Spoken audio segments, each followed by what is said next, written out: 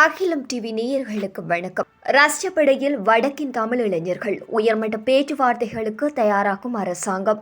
ராஷ்டிரப்படையில் வடக்கின் தமிழ் இளைஞர்கள் வலிந்து இணைக்கப்பட்டுள்ளமை தொடர்பில் விரைவில் உயர்மட்ட பேச்சுவார்த்தைகள் இடம்பெற உள்ளதாக வெளிநாட்டு வேலைவாய்ப்பு பிரதி அமைச்சர் அருண் ஹேமச்சந்திர தெரிவித்துள்ளார். வடக்கின் தமிழ் இளைஞர் மற்றும் ஏனைய இலங்கையர்கள் போரில் ஈடுபடுத்தப்படுகின்றமை குறித்து ராஷ்டிரிய வெளிவிவகார அமைச்சருடன் அமைச்சர் விஜயகேரத் விரைவில் உத்தியோகபூர்வமான பேச்சுவார்த்தைகளை முன்னெடுப்பதற்குரிய நடவடிக்கைகள் எடுக்கப்பட உள்ளதாகவும் அவர் கூறியுள்ளார். பிரதி அமைச்சர் அருண் ஹேமச்சந்திராவுக்கு போராட்டக்காரர்களுக்கும் இடையில் நேற்றைய தினம் இடம்பெற்ற கலந்துரையாடலின் போதே மேற்கண்ட விடயத்தை தெரிவித்துள்ளார். அத்துடன் குறித்த முகவர்கள் தொடர்பில் குற்றவியல் விசாரணை ஒன்றை முன்னெடுப்பதற்குரிய நடவடிக்கைகளை எடுக்க உள்ளதாகவும் பிரதி அமைச்சர் கூறியுள்ளார்.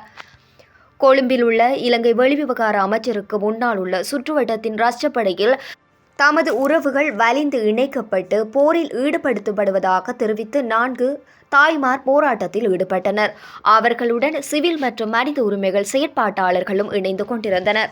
இந்நிலையில் குறித்த கவன ஈர்ப்பில் ஈடுபட்டவர்களுக்கும் பிரதி அமைச்சர் அருண் ஹேமச்சந்திரவுக்கும் இடையிலான சந்திப்பு வெளிவிவகார அமைச்சின் பிரதி அமைச்சர் அலுவலகத்தில் நேற்றைய தினம் நண்பகல் அளவில் நடைபெற்றிருந்தமை குறிப்பிடத்தக்கது.